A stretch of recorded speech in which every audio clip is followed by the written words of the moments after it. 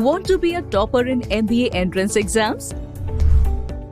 Join BYJU'S Exam Prep, CAT and MBA YouTube channel and watch serial 99 percentiles teaching you the tips and tricks. Good evening, good afternoon rather. Yes, so my mind is already inclined towards the evening. Yes, so good afternoon all of you. I hope all of you are doing well. Hi Ribal, there's a question mark today also. In the morning also you posted a question mark. Right.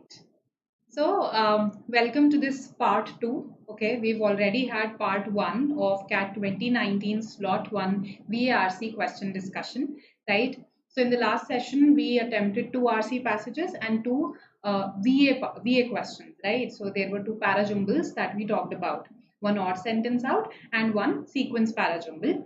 Today, again, we're going to talk about 2 RC passages and this will be followed by one parajumble question. Okay. There'll be a part 3 for this wherein we'll attempt one RC passage followed by all the remaining, I think, 7 VA questions. Excuse me. All the 7 VA questions, right? And yes, so this we are doing in 3 parts, CAT 2019 VARC slot 1. From slot 2, we'll try to wrap up these questions in 2 parts, right? So your responsibility increases there because I'll expect you to read relatively faster with a sense of urgency, okay?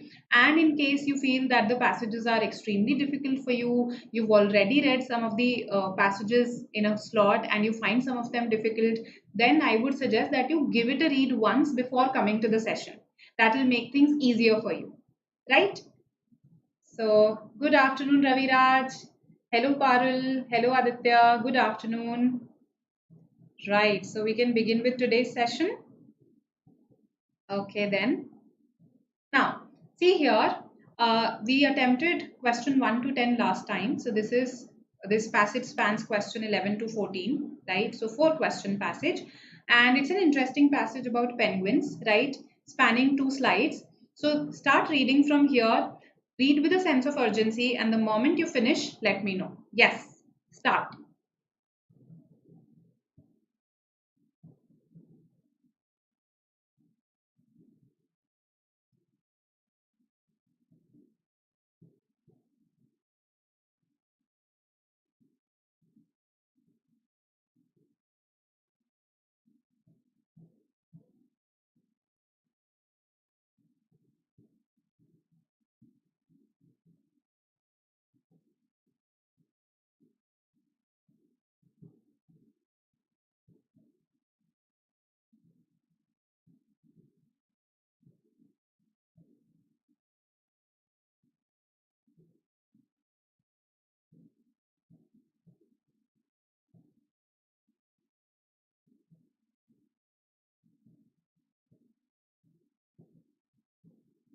Done.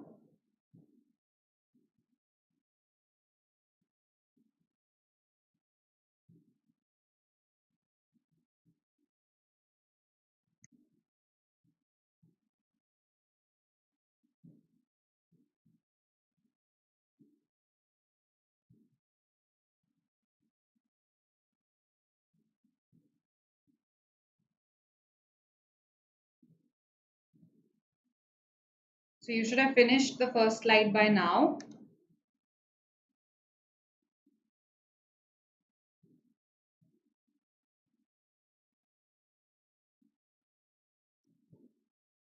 All right, perfect, perfect. Moving to the second slide.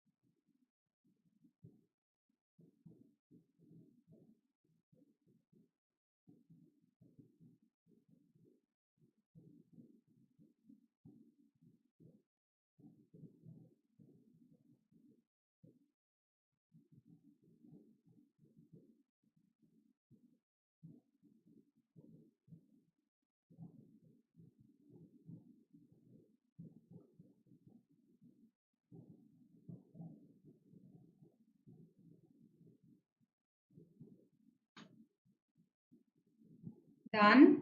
This one also. Again, you should have finished this by now. Good noon, Kinjal. SRJ, Prashant. Good noon. Yes, Vicky, just like test cricket.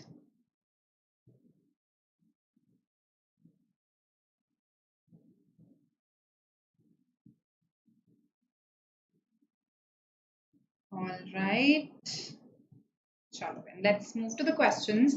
So question number 11 here. In the last sentence of paragraph 3, slightly warmer air and at a slightly colder temperature refer to dash and dash respectively.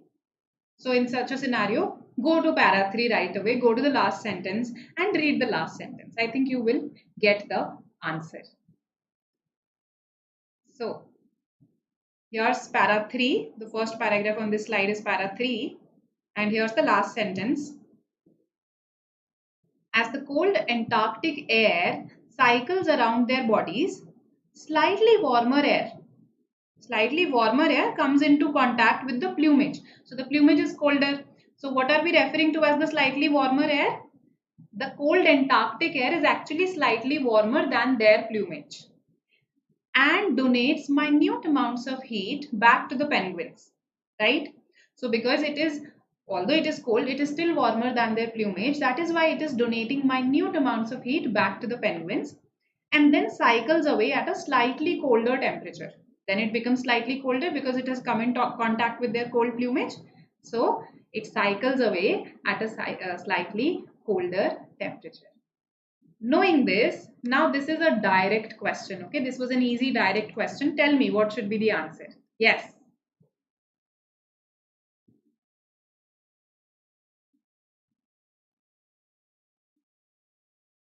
Tell me what the answer should be.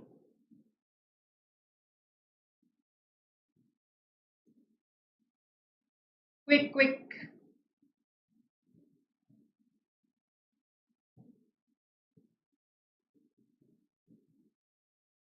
Let's see who answers the fastest.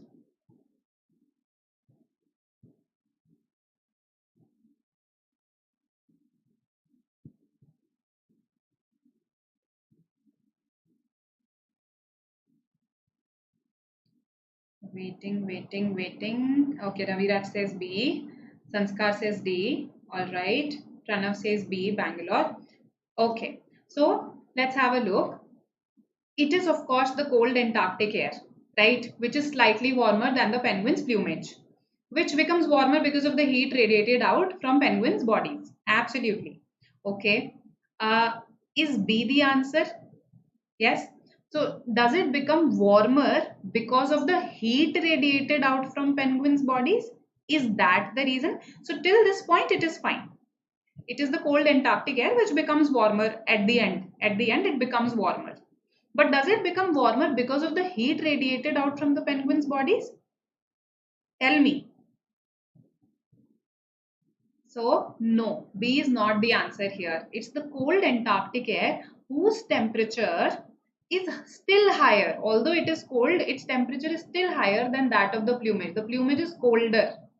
And why does it go back at a slightly colder temperature?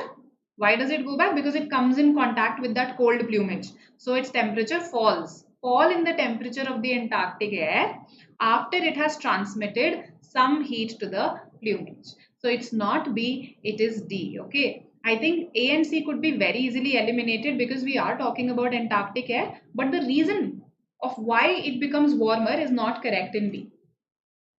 Right? D, Delhi. Hope this is clear. Easy question. You just had to pay attention to that sentence there. Question 12. Which of the following best explains the purpose of the word paradoxically as used by the author? So what is the purpose? Right? Again, it's your call whether you want to read the options first. If you remember that instance very clearly, then you can read the options as well. Otherwise, you can go back to that instance. You should, of course, remember where that instance was mentioned, right? So here, basically, we talked about it. The scientists used a computer simulation to determine how much heat was lost or gained from each part of the body. and discovered, what did they discover? That by keeping their outer surface below air temperature, the birds might paradoxically be able to draw very slight amounts of heat from the air around them. By keeping their plumage colder, they were actually able to gain heat. That is the paradox. That is the contradiction. So now tell me what the answer should be. Yes.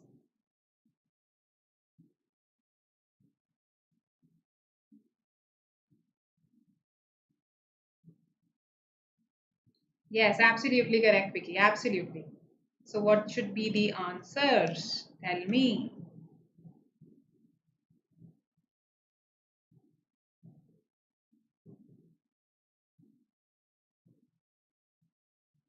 Fastest fingers first again.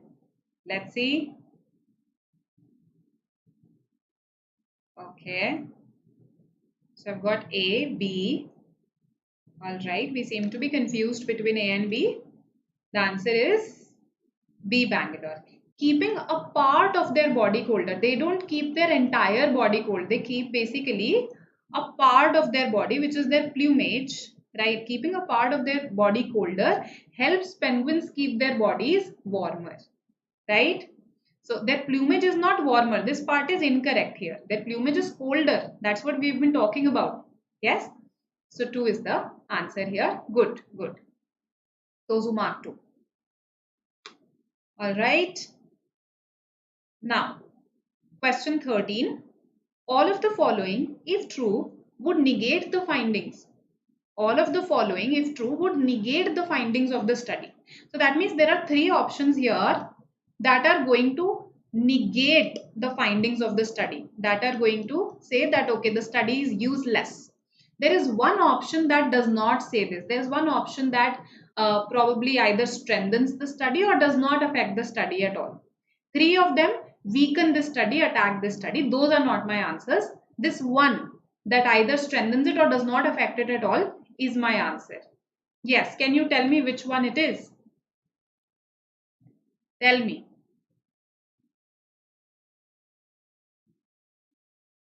So, first is the penguin's plumage were made of a material that did not allow any heat transfer through convection or radiation. If that is the case, that the plumage is not allowing any heat transfer through convection or radiation, if there's no heat transfer, then they'll not get that slight amount of heat from the Antarctic air, isn't it? So they won't lose any heat, they won't gain any heat if there is no radiation, no convection. So the study becomes useless then. They're not losing any heat, they're not gaining any heat. So 1 is not the answer. Second says that the average air temperature recorded during the month of June 2008 in the area of the study were minus 10 degrees Fahrenheit. How does this affect? Now, see, I might go back to actually find out what did my paragraph say initially. What was the temperature of the average air temperature mentioned in my paragraph? So I find that in my paragraph, the average air temperature was 0.32 degrees. 0.32 degrees. And that's why, the penguins tried to keep their plumage colder than this 0.32. They tried to keep it colder. So for instance, minus 1.84, they went in minus 7.24, minus 9.76. But in case the average air temperature becomes minus 10 degrees, in case this itself becomes lower, the temperature becomes lower than that of the plumage, then again there will be no gain of heat, because now the air outside is not colder anymore, it's warmer. So there will be no gain of slight amount of heat. And that's why again the study becomes useless. Okay. Between 3 and 4, let me see how many of you said 3. Okay. All right. And how many of you said 4? Okay. Trade tech says D. Trade tech says D. But I've got quite a few 3s here. Okay. Let's see. The temperature of the plumage on the penguins' heads, chests and back were found to be 1.84, 7.24 and 9.76 degrees Fahrenheit respectively. If again, see, surrounding average air temperature was 0.32. If the plumage's temperature becomes more than that, then the plumage becomes warmer. In that case, again, it won't gain those slight amounts of heat through convection. It won't gain any heat. The penguin's body will not become warmer. This entire study's findings will become useless. 4 is the answer here, not 3. Okay. This does not affect my study at all. If the average temperature of the feet of the penguins in the month of June 2008 were found to be 2.76 degrees Fahrenheit, why does it not affect my study? Because their feet are their warmest body part. Their feet are anyway their warmest body part. This is written here. So the penguins' bodies was even colder. Okay, so basically at the same time, the majority of the plumage covering the penguins' bodies was even colder. The surface of their warmest body part, their feet, was an average 1.76 degrees Fahrenheit. So this is any day warmer than the average air temperature around it. This temperature can go even higher, does not matter. This is the warmest body part. Okay, we are talking about parts like heads, chests, backs. They are not warm enough. They are not warm enough. Feet are anyway the warmest body part. This can become warmer. It does not matter. What am I concerned with? I am concerned with keeping these parts warm. Heads, chests, backs, etc. And hence, D Delhi is the answer. Okay? I am sorry. Yeah. No, sorry. Okay. Correct question. 4th is the answer. D Delhi. Okay. All right. 4 is the answer. Oh, कोई बात नहीं आदित्य, कहीं पर wrong हो रहा है, isn't it? It's incorrect here, not in the exam. So बेइज्जती नहीं हुई अभी. All right. So coming to the 14th question, which of the following can be responsible for emperor penguins losing body heat? What is responsible? What can be responsible? Basically, it's not saying is responsible. What can be responsible for emperor penguins losing body heat? Tell me which options can you eliminate from this? This is not a difficult question. Which options can obviously be eliminated? Then we'll evaluate it further. Can be responsible for emperor penguins losing body heat. Does the plumage make them lose body heat?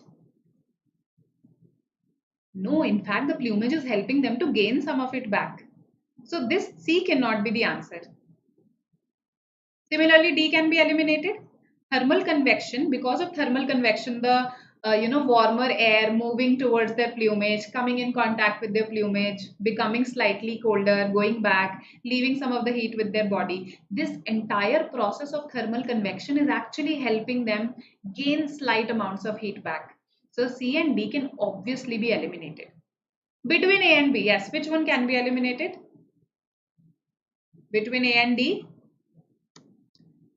Metabolism is mentioned outrightly to help them maintain their body temperature in a cold environment, right? To maintain body temperature while losing heat, penguins, like all warm-blooded animals, rely on the metabolism of food.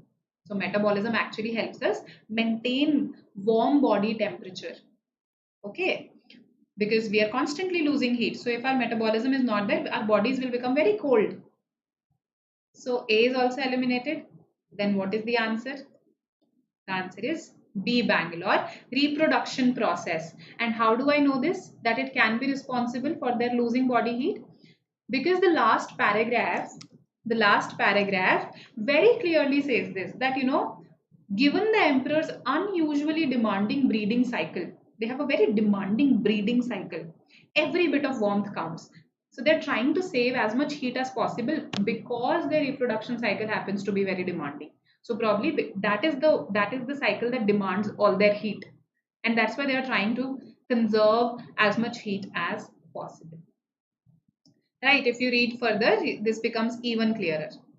So from here to here, it helps you understand that yes, probably in the reproduction process, they're losing quite a bit of heat. Right, so 11 to 14, these 4 questions from this RC passage. Honestly, it was not a difficult RC passage, right? Yes, The Economist is a good source, definitely. You can supplement it with some other sources that I keep suggesting in my sessions, okay? Economist, Forbes, Time Magazine, The Atlantic, uh, BBC's website. These are any day good sources. Okay, time tested sources and good sources.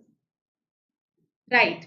Now, coming to the next passage, this is a 5 question passage. Okay, it's about music. So, if you read it with interest, it is actually interesting.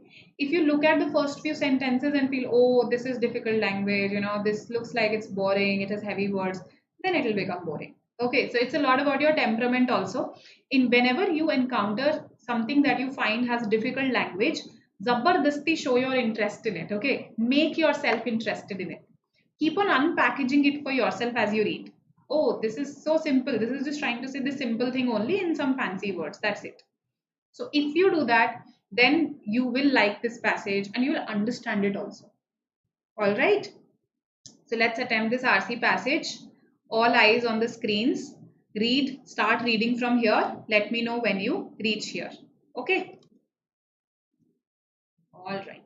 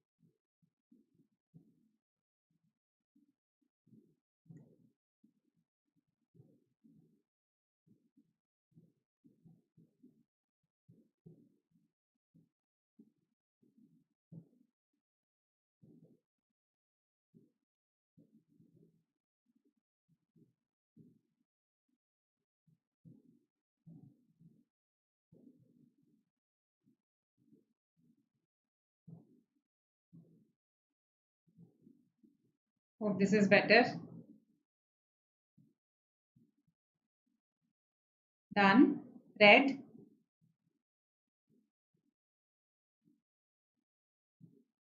So I thought that it will pixelate, but thankfully that didn't happen.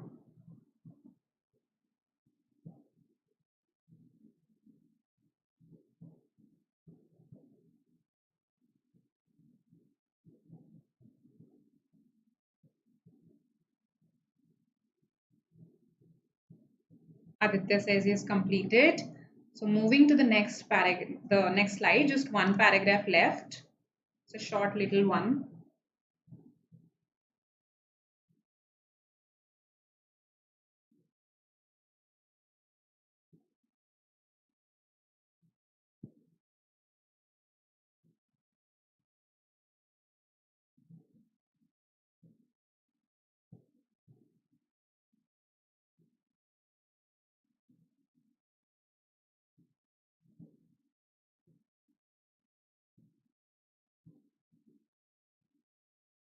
Let me know once you finish this.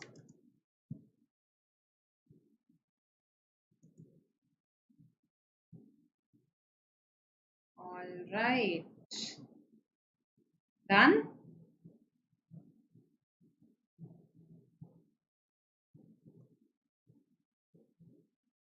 So let's move to the questions then.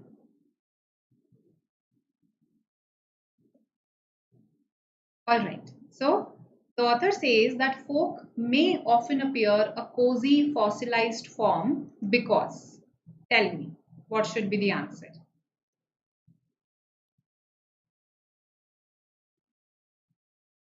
Why does the author say that?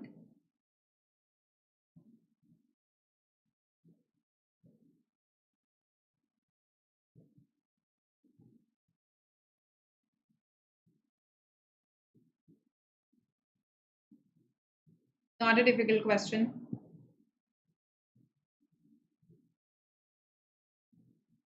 So if you remember the passage well, you can actually eliminate here and attempt it. However, we can also go back. Okay. So if you look at the first paragraph, that mentions this sentence: free of the taint of manufacture. That phrase in particular is heavily loaded with the ideology of what the Victorian socialist William Morris called the anti-scrape or an anti-capitalist conservationism that solaced itself with the vision of a pre-industrial golden age. In Britain, folk may often appear a cozy fossilized form, and then we continue it. We give a contradiction, right? So the answer lies in before the sentences before this mention, before this phrase. Cozy, something that gives you warmth, right? Fossilized, something that's pretty old, and we are talking about its belonging to a pre-industrial, or reminding us of a pre-industrial golden age, right? So what should be the answer then? Something that gives us warmth, something that reminds us of a pre-industrial golden age. The answer is 1 here, not 2, not 3.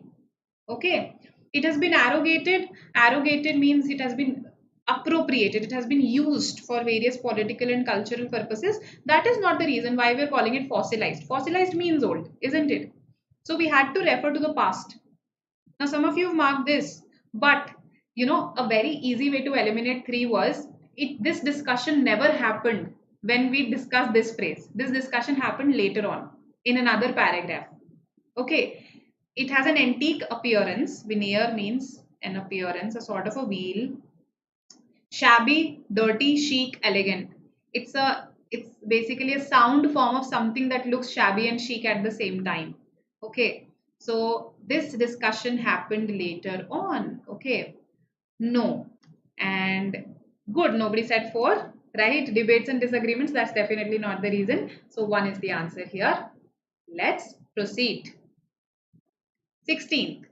All of the following are causes for plurality and diversity within the British folk tradition, except. So one of them is not the cause. Tell me,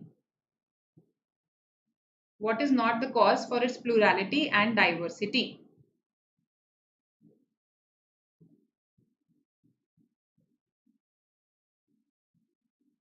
See what you say.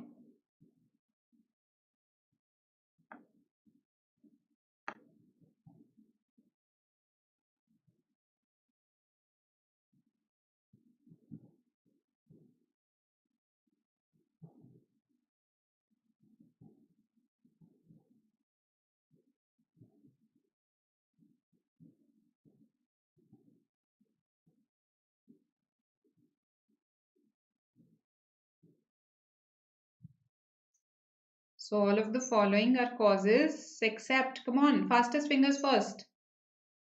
Aditya says 1 is not a cause. Others, Pragya says 2 is not a cause. Aditya Kumar also says 2. All right. Good. Those who say 2, 2 is the answer. Very good. Okay. So here, see this. This is the kind of question that comes from the entire passage. So it comes from different instances that have been mentioned in the passage. Okay, so this one says the fluidity. If something is fluid, that means it's not rigid, right? So plurality, it supports the idea of plurality and diversity. The fluidity of folk forms owing to their history of oral mode of transmission. So we are saying that they are fluid because they were transmitted orally. So everyone, there is this mention, no, it's like an oak tree that, everybody changes it. This is mentioned that it's like an oak tree. Just a second. Everybody sowed something. Yes, acorn falling from the oak tree. Yeah, here. One man sings a song and then others sing it after him, right? So basically, yes, it is fluid in that sense. It was orally transmitted, and that's why that lends it some sort of fluidity. Okay. Then that British folk forms can be traced to the remote past of the country. So yes, this is also a cause for its diversity, that you can trace it to the remote past of the country. That British folk continues to have traces of pagan influence from the Dark Ages. This is also mentioned. This is also mentioned. Just a second. Uh, Here, heathen. The word heathen was there somewhere, of the Dark Ages. Yes, a whiff of Britain's heathen dark ages. A whiff of Britain's heathen dark ages. So, heathen actually, Christians actually referred to other religions, usually pagan religions. Paganism, those who worship trees, okay, those who worship nature, as heathen dark ages. So, even this is mentioned, okay. So, the thing is that this part is there, but it is not associated with plurality and diversity within the tradition. Okay, it has been mentioned in a separate context. The symbols of its plurality and diversity are that, okay, it's fluid because of oral mode of transmission. It can be traced to the past also. It can be traced to pagan influences of the Dark Ages also. That's why. Hope this makes sense. Yes. Now, this is a further application question. At a conference on folk forms of various folk, basically forms of folk songs. That's the idea. At a conference of folk forms, the author of the passage is least likely to agree with which one of the following views? Yes, tell me. With which of the views will the author least likely agree about folk songs, folk music?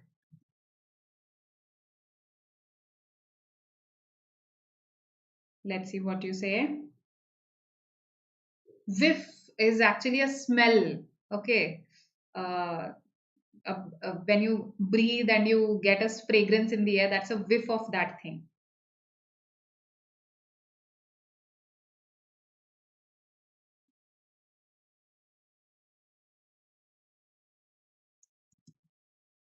Let's see what you say for this one. Then I'll explain it.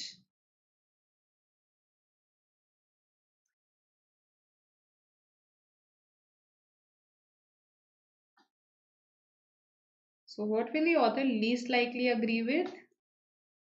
Hello Ravi, attempt this question. The power of folk resides in its contradictory ability to influence and be influenced by the present while remaining rooted in the past. We have talked about the fact that, okay, this folk belongs to the past, right? We are, in fact, we are being nostalgic about it as something symbolizing the pre-industrial golden age, yet it has the ability for constant renewal. That has also been mentioned, that it has this ability for constant renewal. That's why, it's emerging again, it's hip again, and it has kept on changing its form also throughout various periods, as has been shown in the last two paragraphs. So this is something that the author will agree with, isn't it? This is something that the author has been stating in the passage. So the author will agree with this. 3 says, very good. Very happy with your answer. 3 is the answer. Folk forms in their ability to constantly adapt to the changing world. Till here it's correct actually. No error. They exhibit an unusual poise and homogeneity with each change. And uniformity. Do they exhibit uniformity? Or does folk form also keep on changing? We are saying that it changes. In fact, when you look at just these two periods. For instance, in the early 20th century, it drew inspiration from Oriental mysticism, right? It talked about First World War. But when we came to the 40s, it suddenly talked about communism, the post revolutionary New Jerusalem. So there's such huge difference between just these two periods. Yes? So we can't say that it displays a homogeneity with each change. No, it also changes. So the author will disagree with 3. Okay. 4 says the plurality and democratizing impulse of folk forms it radiates from the improvisation that its practitioners bring to it. What makes it so diverse, so plural? Because everyone, so when it is passed from one person to another, they add something of their own to it. Improvising is when you spontaneously add something of your own. So they add something of their own to it. Remember that analogy with the oak tree's acorn? That's something that forms the basis of this option, right? Changing what they do not like, right? It's like each rendition of a ballad, it has been compared to an acorn falling from an oak tree. Every subsequent iteration sows the song anew. It's like sowing a new song with every iteration, every change.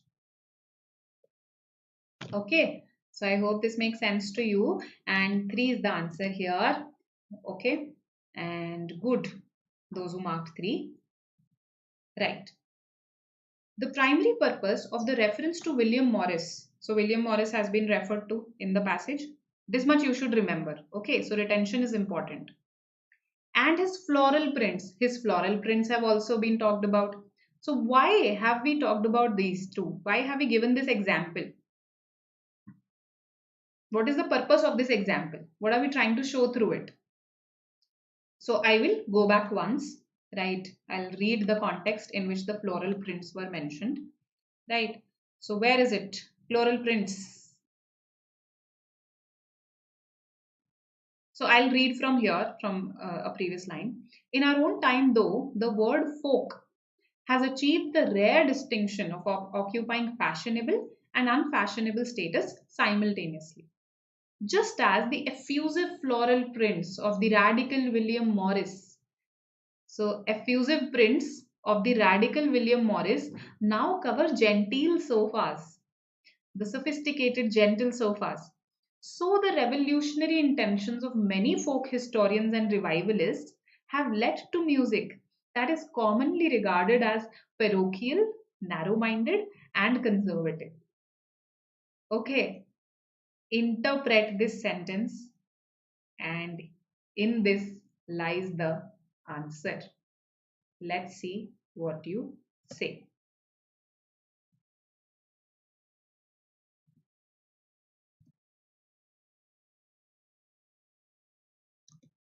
Now tell me the answer. Now that we have read it, that what do they symbolize, these floral prints?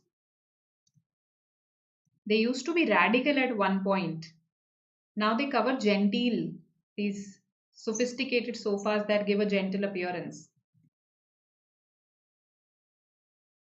Similarly, the ideas of revolutionaries, historians, the ideas that were radical at one time, they are now seen as conservative.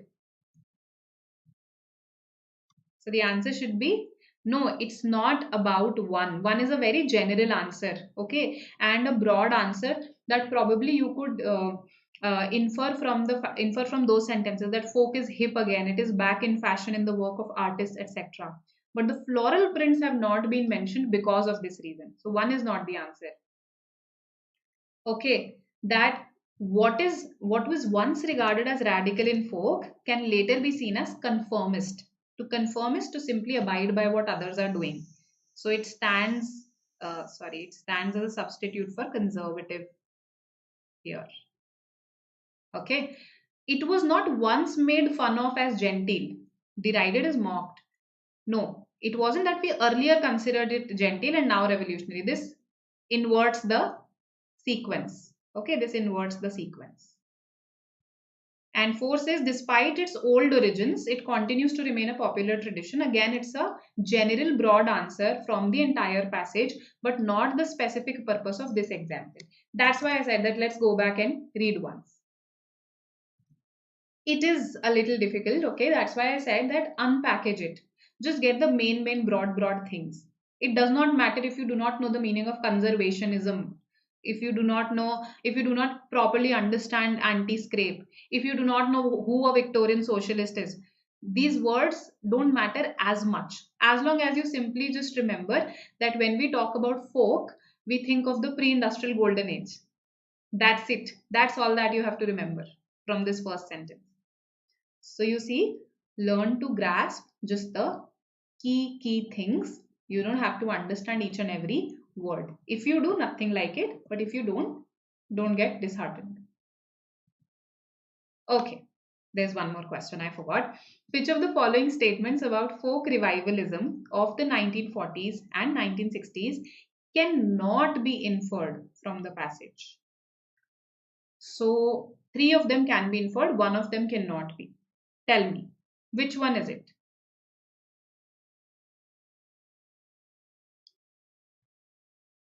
'40s and '60s.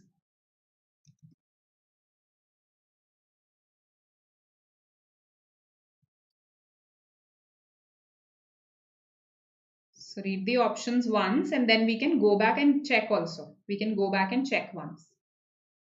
So Bhumika, that depends on a lot of factors. One is, have you taken CAT earlier? What is your current, as in if you've taken some diagnostic test, where do you stand currently? What is your knowledge of, let's say, various topics in quantitative aptitude? Okay. Have you practiced for any other entrances earlier? So it depends on a lot of factors. But yes, if you dedicate these 4 months to CAT and to, let's say, various non-CAT exams that you plan to take, then yes, it is possible. But it is also dependent on, let's say, how much you devote to it, what has been your practice so far, how quickly you grasp some concepts. Okay, so dependent on these. Okay. Why has it been called the golden age? Okay, it has been called the pre-industrial golden age because, see, I'll tell you why, and we'll go back and look at 40s and 60s also. First, let's look at the answer for this one. 40s and 60s, what has been mentioned about them? Let's have a look. So, we have talked about 60s here. Let's start reading from, we already read this, no? That actually each song was as if a new song has been born. But there is tension in newness. Whenever something new happens, there is tension in it, isn't it? In the late 1960s, purists, people who are very particular about things, about the pure form of things, they were suspicious of folk songs recast in rock idioms. They didn't like it. Just like a few people, some people don't like remixes. Electrification, however, comes in many forms. So, electrification comes in many forms. For the early 20th century composers such as Vaughan Williams and Holst, there were thunderbolts of inspiration from Oriental mysticism, angular modernism, and the body blow of the First World War, as well as input from the rediscovered folk tradition itself. The very sentence that electrification comes in many forms, that actually helps in answering this. Okay, because what my question is saying is, just a second, that electrification of music would not have happened without the influence of rock music. But I am saying that electrification comes in many forms. So if it comes in many forms, then this is wrong, right? That if, let's say, rock music didn't exist, then electrification would not have happened. 2 is my answer here, as simple as this. Freedom and rebellion were popular themes. Yes, remember I talked about communism.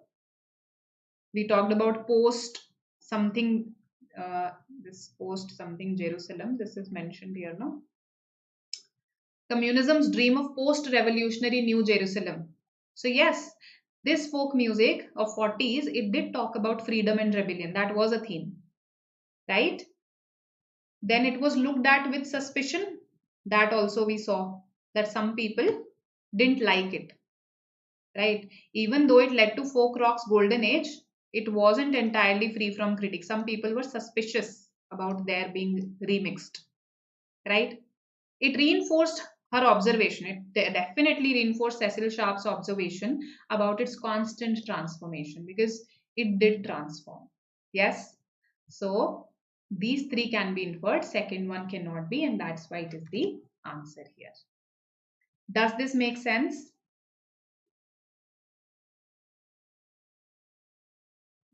Okay, I hope it does. Now, you were asking me that why has this been called a golden age, pre-industrial golden age? If you look at the very first phrase, no, it says free of the taint of manufacture, right? That means there was a set of people, there were some people who felt that manufacturing was not really a good thing. Because what does manufacturing symbolize? It symbolizes capitalism. So those people who were anti-capitalist in nature, they liked the pre-industrial age only. They liked the pre-industrial age. They thought of it as a golden age.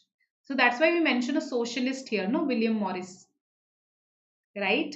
So this is for those people who did not like capitalism. They felt that the pre-industrial age was a golden age. Hope this is clear. Para is talking about Sharp. Okay, let's see. Let me show you where paragraph talks about Sharp. Okay. If you look at this part, Cecil Sharp, who wrote about this subject, believed that folk songs existed in constant transformation. Right? So that is what she said. This is her quote only. The oak tree wala quote is her quote only. Right? Now, if you see as examples of this constant transformation, I talk about how the music was transformed in the early 20th century, how it was transformed in the 40s and 60s. So it is because of it is to give examples of what she said only that we are talking about it. Right? So just because her name is mentioned once, that does not mean what she's saying is not important. Right? So hoping that you've understood. Fourth, our answer here is 2. And you know, this is a very common option type. When we say, no, this would not have happened, X would not have happened without Y. Whenever this such an option is mentioned, you should become suspicious of such an option. X would not have happened without Y. This is an extreme statement to make. So your passage has to be very clear about this, that if the passage does not very clearly say this, no, then this is something that's incorrect. Okay? And therefore cannot be inferred. Clear to everybody? Any confusion? Yes, in any of the questions that we've done, any confusion, let me know. All right, then here's a question. A para-jumble question in front of your screens. Okay. Take your time and give me the sequence for this. I want you to give me a sequence for this question. Yes. Let's see what you say.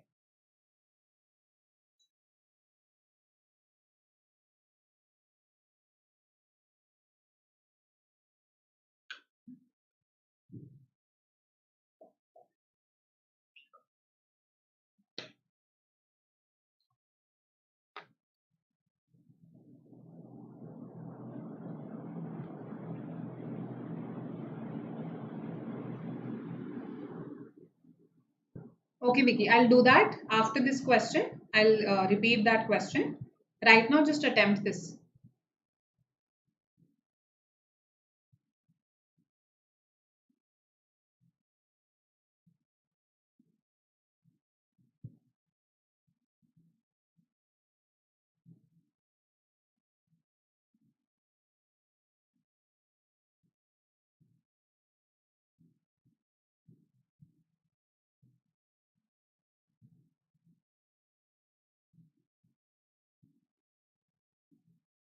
Last question for the day.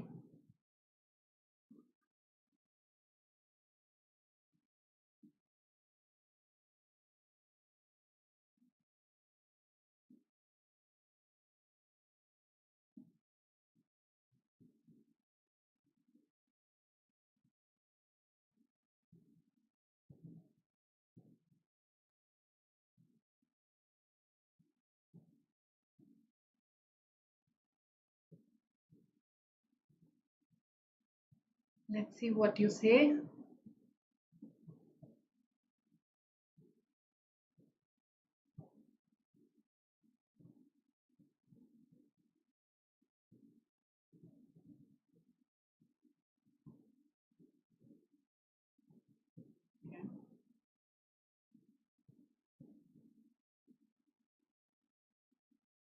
All right.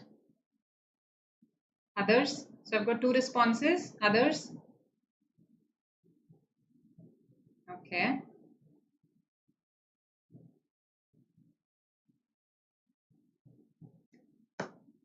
Doesn't two define mind reading?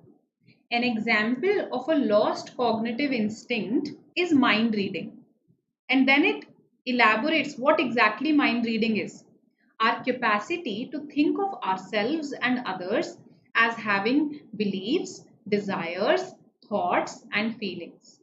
So, this gives a definition of mind reading, what mind reading is. So, it says that it's a lost cognitive instinct. Okay. So, how I decided that two should be the opening sentence. If you see, in all the other sentences, we are comparing mind reading to something related to literacy, print reading. Okay, again, print reading, mind reading. It is two that is talking solely about mind reading, and it in fact is defining it. So, probably I'll first define it and then the comparison will kick in, right? So, mind reading looks increasingly like literacy, like something that you learn from books, okay, by reading, by writing. So, mind reading looks increasingly like literacy. Why? It's a skill we know for sure is not in our genes. It is not in our genes. Because, scripts have been around for just 5,000, 6,000 years. Before that, writing itself didn't exist. So, the question of literacy didn't arise if writing didn't exist. Literacy means your ability to write. Okay, so it looks increasingly like literacy, something that is not in our genes.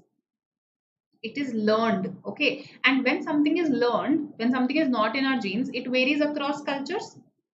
Yes, it varies across cultures. So then comes 4. In fact, 4 1 is a very clear pair because here I said developmental disorders and here I mentioned dyslexia for the first time. So 4 1 is a pair, 2 is an opening sentence. What you needed to decide was the placement of 3, and 3 actually begins this discussion. Okay, we first talk about literacy and then we talk about print reading, something that is written. Print is something that is written, basically typed, written, whatever. Reading it. Okay, so 2, 3, 4, 1. It is not genetic. It depends on culture. We talk about developmental disorders here, and then we mention dyslexia. Absolutely correct, Pragya. 2, 3, 4, 1 is the sequence. Okay, good. I think the confusion was just between 2 and 3. 4, 1 everybody identified. Good. Okay, summarizing question number 19 for you. Uh, which statement cannot be inferred about 40s and 60s? Freedom and rebellion can be inferred because we talk about the music of 40s and 60s, talking about communism and post-revolution Jerusalem. Post-revolution New Jerusalem. So yes, they were the themes. Even though it led to folk rock's golden age, yes, we actually used the rock music to recast folk songs. Even though it led to its, apogee, it wasn't entirely free from critique. Yes, people were suspicious, purists especially, people who didn't like recasting, remixing. That is also given, so can be inferred. Her observation, yes, Cecile Sharp's observation was reinforced because she talked about folk being constantly transformed, and we saw it in 40s and 60s both. Okay, so these three can be inferred. This one cannot be. That electrification would not have happened without the influence of rock music, because my passage clearly says that it comes in many forms. Electrification comes in many forms. So it's not confined just to rock music. Right? Hope this is clear why 2 is the answer here. All right then. That's okay, Vicky. Probably it could happen because we were a little drained perhaps, okay, after reading 2 passages. So we have to gradually build this stamina. Okay, gradually we have to build this stamina. It will happen. Okay. All right. So this is about today from my end. Now we'll meet for a part 3. Okay, this is going to happen only for slot 1, wherein one remaining passage we will discuss along with all the VA questions that are left. Para summary is left and a couple of para jumbles are also left. So we'll discuss all of those next Saturday at 3 p.m. Post that, whatever sessions happen, they'll happen in 2 parts, right? So for slot 2, for CAT 2019 slot 2, I would expect you to come, let's say, after some preparation, right? So probably attempt the RC passages first, okay, and then you can come, then we can focus more on your queries, okay. The idea is that we will take less time to read, we'll read with a sense of urgency, we'll solve in a specific time constraint. That is what we'll do. Okay, all right then. In B, if it would have been without folk music, electrification would not have happened without folk music. Just a second. Let's just check it once. Electrification comes in many forms. All right. Okay. Thunderbolts of inspiration. Even that would be incorrect. I cannot infer that from my passage, that electrification would not have happened without folk music. Can't infer that. Okay, electrification is associated with various music forms. So I can't even say that it would not have happened without folk music. All right. Hope this is clear. I'll see you see you on Tuesday at 12 p.m. and on Saturday at 3 p.m. as well. Okay. Bye. Welcome all of you. Bye bye.